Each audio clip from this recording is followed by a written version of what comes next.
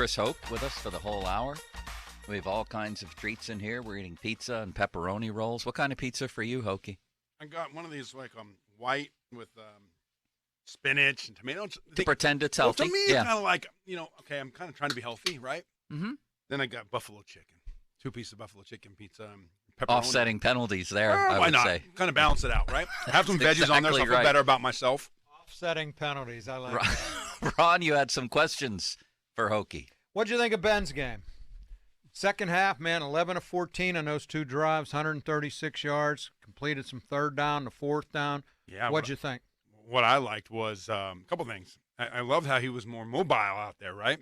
I love the fact that he did that fake toss to McFadden. If you think about it, they built on what they did in the first half. In the first quarter, they did the toss to him, a little flip, and he ran for the first down. And then they come back and fake that, and Ben rolls out. We haven't seen Ben roll out all year. And Ben rolled out and had a nice throw and catch there. And then, you saw Ben move around a couple times. What I loved was that he spread everybody out, and he ran the quarterback draw. That's like vintage Ben, right? And he That's fought his way into the end zone, because he wanted to prove a point. And he was not going to get denied. Too bad it got called back on holding from 53, Hendrick Green. But I thought Ben, when he can move around like that, it's better for him and it's better for the team. I love the fact that all of Cleveland celebrated when Ben signed back here, saying, yeah, bring him back. And then he goes in and wins. Yeah. That was a beautiful thing. And if that had counted, that would have just put an exclamation point on it. It would have been huge. It would have been huge. I mean, that draw would have counted. Would have been big. So 12, 2, and 1. And I think one of the biggest plays he had was the 50-yard toss he had. Quick slant to Deontay. That was a great throw in stride. That always reminds me of Santonio Holmes. That was like Santonio Holmes' best play. We'd run that quick slant to Santonio, and he'd break that first tackle. He'd get 10-plus yards. Yeah, and it happened all the time. That was like his play that Ben would nail him in stride. And you got to have faith. You could have ran the ball, made them call the timeouts. Yeah. And they took. You trust your 18-year guy, right? But you have 2 young fellas running on the field, Deontay Johnson, and you saw a picture of Chase yelling at him, get down, don't go out of bounds, keep the clock running, make him use a timeout. Sometimes a running back can make a gigantic play on his own. That's why you draft a stud. Mm-hmm. I think a lot of guys can be running backs in the NFL, but I think there are certain guys you want to take because they can give you a little extra. You felt the biggest play of the game the other day involved Najee, didn't you? I did. I mean, we talked about, I think earlier last segment you said the biggest play of the game. To me, the biggest play of the game, it was 10-3, Steelers were down, and the Browns just scored. And they're moving the ball down the field. It was 4th and 1 right about midfield, maybe just shy of midfield. And the defender came off the edge unblocked, right? And Najee got hit for like a yard or 2 loss, and Najee fought through it and just got to the line of scrimmage. I think they had to measure. Just got to the line of scrimmage. But think about it. Think about that situation. At midfield approximately, 10-3, if Najee wouldn't have fought and gotten that first down, a lot of the running backs would have gone down. The Steelers would be down by touchdown, giving the Browns the ball at midfield. They could have really blown the game up right there. At least got up by 2 scores, maybe got up by 14 points, which is still 2 scores, but make it very, very difficult for the Steelers to come back. Chris, what do you make of the AFC North with Cincinnati? How do they lose to the Jets? Cleveland is now 4 losses. Baltimore had the week off. I mean, where do you see the Steelers fitting into this race? Well, I think they're right there in the thick of it now, right? They're about a game out from the game and a half, or so. They got some big games coming up, guys. I mean, you got 2 games against Baltimore. You have another game against Cleveland. You got another game against Cincinnati. You have to go to Cincinnati, right? And so you got some big games in the division that are all going to be tough. And then you got the Steelers have to win, in my mind, at least these next 2 weeks. And then you got the Chargers and at San Diego, or at Los Angeles. That's going to be a tough one. But the next 2 weeks, they've got to win these games that they're supposed to win. All right, so in the AFC North, and this is a weekly exercise, who are you picking as the champion this week? Because now the Bengals are coming, and we go back and forth every week too. Bengals coming off a loss to the Jets. Yeah. You know what, Starkey? That reminded me. I remember my what was it? My 4th or 5th year. We were 15-1. Remember that year? Just the year before we won the Super Bowl. We lost in the AFC Championship game. Ben's rookie year. And we went out to. We were on like a 10-game winning streak or 9, whatever it was. And we went into the Meadowlands and played the New York Giants, rookie Eli Manning, and we almost lost that game. It was on a Saturday game. It was a great game. It was a great game, but we Ben almost against Eli. We almost lost that game. And sometimes good teams go in and against a team, you let your guard down a little bit. You know, you're a little tired, and you think, okay, I think we can just push through this game, and you get caught. And I think it was one of those games where the Bengals got caught. I think they're much better than what they showed in that game. So, I mean, are the Steelers a team to beat now? Is it still I wouldn't say Baltimore? they're the team to beat. They're the team that they're in the hunt. They're only a game and a half out. I mean, they're right there with everybody, and there's still a ton of game to play. I mean, the Steelers are 4-3. There's 10 games left. We got 2.5 months of football. Who's the best team in the AFC? The NFC has all the power teams, right? Who is the best? Is there a great team in the AFC? There's not one team that I don't think that you'd be like, dang. Like, I think every team can be beat on any given Sunday in the AFC. I don't think there's a team that, like last year with the Chiefs or a couple of years with the Chiefs, where you're like, dang, these guys, you just don't want to see them. I don't know if there's a team like that in the AFC right now. I really don't. I agree.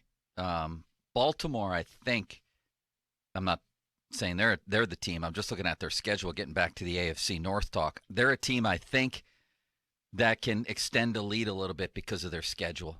Who's Baltimore got? They got the Vikings at home, and then they got Miami and the Bears. Yeah, those should be 3 wins. That's what I'm saying. And what are they? Are they 5-2 right now? Yeah. So they could be very easily 8-2. But the Steelers could be 7-3 very easily. They could be very easily. They're gonna. I think they're gonna be 6-3. That game in Los Angeles is gonna be a tough one. Yeah.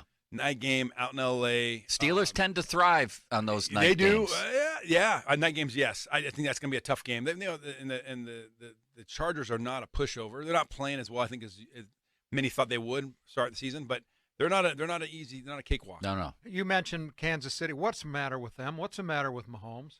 I think Mahomes, I don't think that their offensive line is very good. He's under a lot of pressure, and I think he's forcing balls.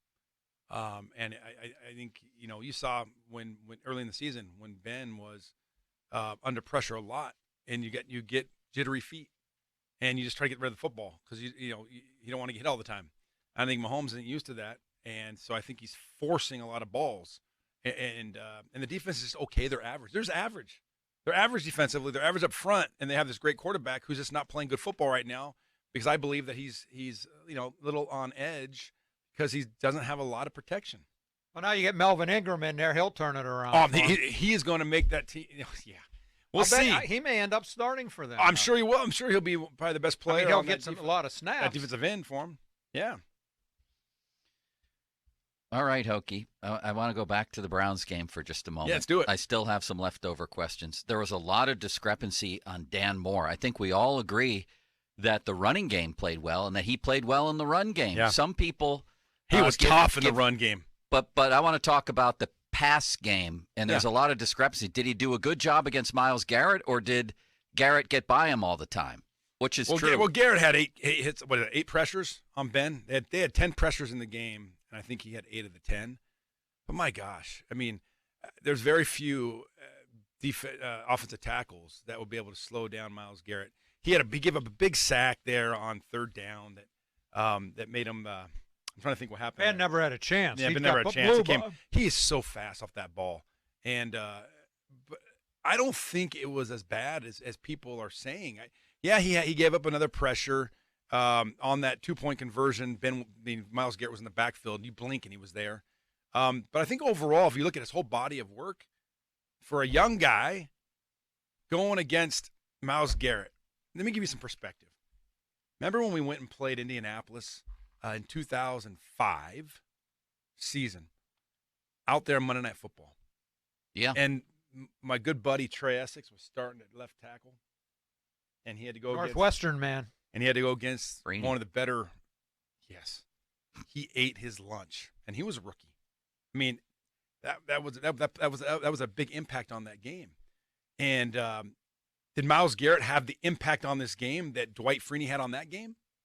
I don't think so. No, I wonder about Myles Garrett's impact on a lot of big games, quite frankly. Where was he when the game mattered? He has one and a half sacks. He was actually on the sideline when the game mattered. Yes, he was. 1.5 sacks in 8 games against the Ravens. Yeah. 8. Yeah. Last year in the playoffs, I know he was coming off COVID, but he didn't do anything in either game. I know nobody cares, but in my opinion, I think Dan Moore played pretty dang good. Maybe I'm a little biased because I saw him lighting dudes up in the run game.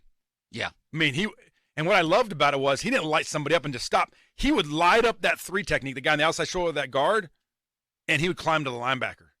I mean, I can see why the Steelers are excited about him. They don't want to just sit him down for Zach Banner.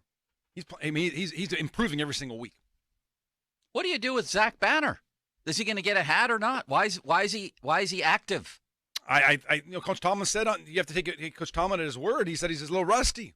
He wants to come out. I mean, Zach Banner, we all think he could be pretty good, but he hasn't played a lot. Based on what? That's what I'm saying. 3/4 of one game. I said think. We all think he'd be pretty good. He's There's a lot of hype. He's not a better option than Joe Haig right now as your backup tackle? I don't know the answer to that. I don't have a lot of film to watch. They think enough of him that they had him as their starter last year and their starter this year. Yeah. And now he's practicing. So there must but be he's some not getting a question. hat. There must be some question about if he goes in there, is he better than Chooks? Is he better than, and then what do? They don't want to sit down Dan Moore, so now it becomes between, do you sit down Chooks and put Zach Banner, and then you have Chooks sitting on the sideline? I mean, it's not cut and dry. It's not an easy decision to make. Yeah, I'm not saying he should start. I don't think he should, but not get a hat over Joe. Well, the General Haig, Alexander right? Haig, The General Haig. Come Yeah. on. General Haig. Yeah, General Haig. But when he's gotten it, I don't know. I mean, the reality is, in this one, you got to trust the coaches because we just don't have I don't have a lot of film to go off of to see how good Zach Banner really is. And when Haig's gotten in there, the General, he's done pretty dang good. I mean, I wouldn't say he's monstrous, but he didn't show up to me like he's a liability. All right, Hokie, who do you got Monday night? Goodness. The Bears are 3. They're not a horrible team. No, they're 3-5. Detroit is a horrible team. Let me tell you something right Chicago? now. I watched that film of last week's game against the 49ers. They better be careful with Justin Fields and his ability to scramble. This guy ran for 100-plus yards last week, and most of that came on scrambling. And he hadn't done that much in the previous weeks, and they're not going to get away from that. They better be ready because he can run. And did you see his touchdown run? Unbelievable. When he was one of the greatest quarterback touchdown runs ever. It was supposed to be a naked boot to the defensive left. He screeched, turned around, and went the opposite direction, and was gone for a touchdown.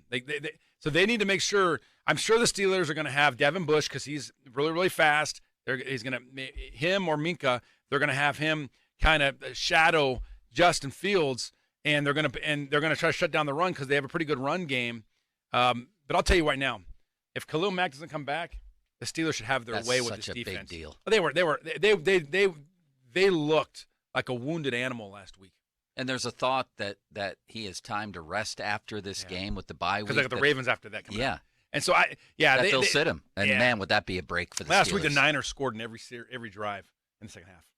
It was a proud Bears defense. It was Roquan Smith said it was embarrassing. He's a good player. He's a good football player. Give us a score and an MVP. I think the Steelers are going to win. It's at home, prime time. We always play well in those games. I think the Steelers win. We never win big though, you guys. We don't win big. We like to win grimy games. Cincy last year, maybe that type of game. 1 out of 20 games. I think it's going to be. I think it's going to be 24. No, there was also the Cam Newton game. Remember that one where they crunched him? You're 51 deep to 24. In the last decade? When you're deep in dig for 10 years? They have had a lot of smashing performances in prime time at home. But what I'm saying is I think this will be a 24-20 game, but the Steelers will win.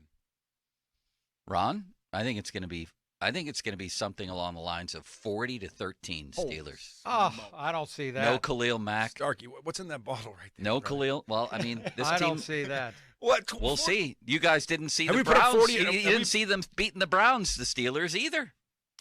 No, remember? I picked the Steelers to win. Did you? I didn't.